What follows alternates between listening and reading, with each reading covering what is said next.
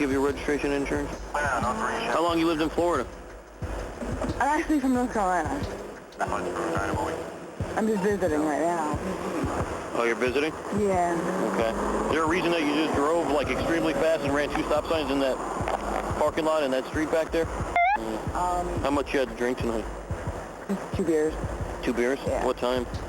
I think I got there at like 11 o'clock or so. Do you have a Florida license? No, it says it's an ID card. But I Have you ever had a Florida license? In the past, yeah. Where is it? I don't have one anymore. Oh, it's no good? No. What are you looking for right now?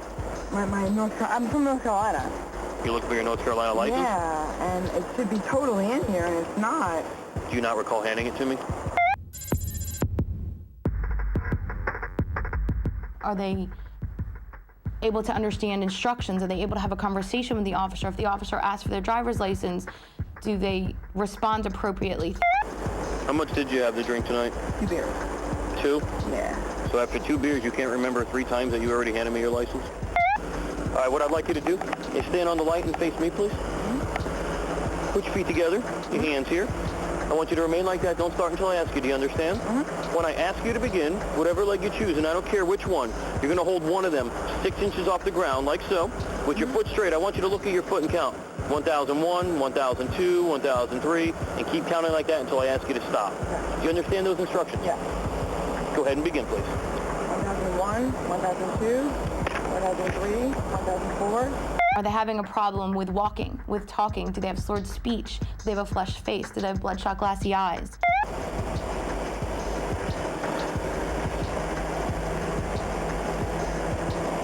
I'm honestly not a big drinker. I don't know if 2 beers did it for me or not. Well, I think it did because I didn't ask you to move your foot whatsoever on this. Turn around, please. Place both hands behind your back. I am placing you under arrest for DUI. Do you understand that?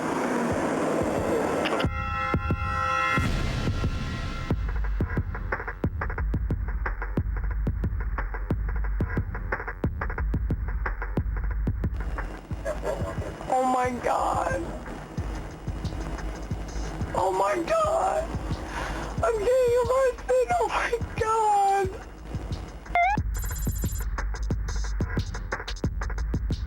Information that comes out when you're sitting in the back of a police car that's not in response to questioning, meaning it's spontaneous statements that you're making, can be used against you.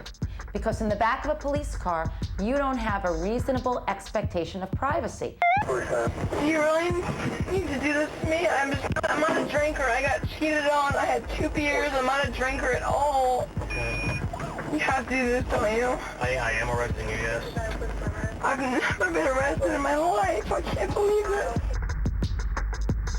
The duty and obligation of a prosecutor is different than that of a police officer. A police officer arrests with what is called probable cause. But the burden that the prosecutor have is they have to take all of the evidence in the case and they have to present it to the jury or the fact finder, the judge in some cases. And they would have to prove that the crime charged is in fact what happened, and they would have to prove that with a burden of beyond a reasonable doubt. Prosecutors can use police reports and police testimony. They can utilize photos and dash cam video. And they can also call witnesses and present additional evidence to help convict an offender. A DUI conviction for a first offender carries a 1-year probation, even if the offender is as young as 13. A driver license suspension for a minimum of 6 months, a minimum of 50 hours of community service, and a minimum $500 fine and court costs. And there's more. A DUI conviction results in a permanent criminal record that follows an offender for the rest of their lives, making it very costly to get car insurance. That permanent criminal record is also very difficult to hide from future employers. It's important to understand that the duty of a prosecutor is to seek justice. It's not just to get convictions. When a prosecutor has a case, they need to understand that the obligation is to the victim. They need to protect the innocent victim as well as convict the guilty. But in obtaining that conviction, they actually have to safeguard the rights of the accused as well as enforce the rights of the public at large. Prosecutors have an ethical duty to take cases to trial only when there's a reasonable likelihood of a successful prosecution. If they don't have the evidence to get a conviction, they must drop the case. Oftentimes, the charges that the person is arrested on may not be the charges that actually are what is filed. You can look at a person's prior record and maybe file something as a felony because of prior convictions. Certainly in a DUI case, if a person had several prior DUIs, it could be filed as a felony, 3 or more. Miss, we're gonna place you in the breathalyzer area for 20-minute observation, and then we'll take you over to the jail. And we're going right through here. There was one that sent us some paper. I need you to have a seat right there in the bench. Have a seat. And I'll be right with you. Hey, ma'am, come in here.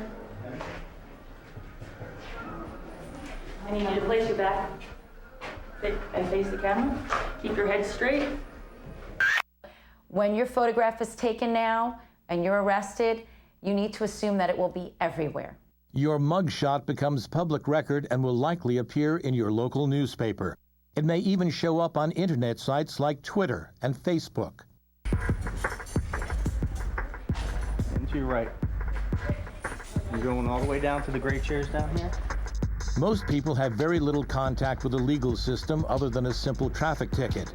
Others, like this young lady who's been arrested for drunk driving, will become immersed in it, from their arrest to their booking in the county jail to their day in court.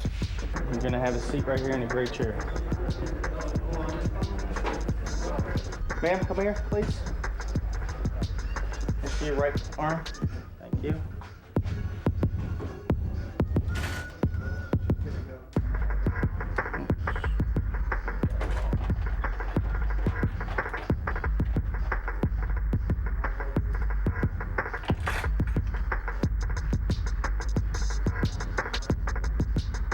You're gonna have a seat right back here, ma'am.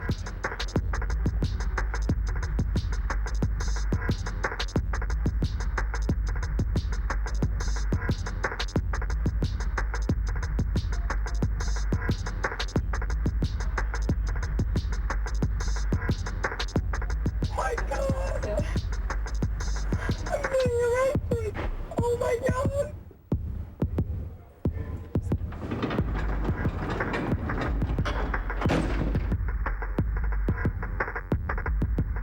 DUI suspects spend 8 hours in a holding cell and given a second breathalyzer test before they're released. During that time, many will consider the need for a defense attorney. So, when should someone call a defense attorney? When someone has been arrested, when someone may be under suspicion for being involved in criminal activity, when someone's a victim of a crime and wants a personal representative to help them through the criminal justice system. In fact, anytime they need someone who will defend them and have their best interests at heart.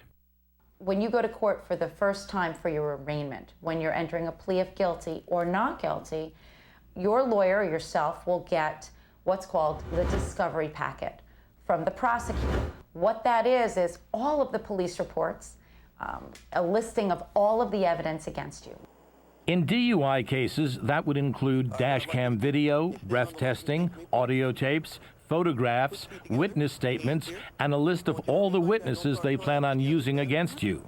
Before you make any statements, your Miranda rights need to be read to you if they're going to be used against you with law enforcement or in a court of law. But most people are under the misconception that immediately upon arrest, your Miranda rights need to be read to you. And that's not necessarily the case.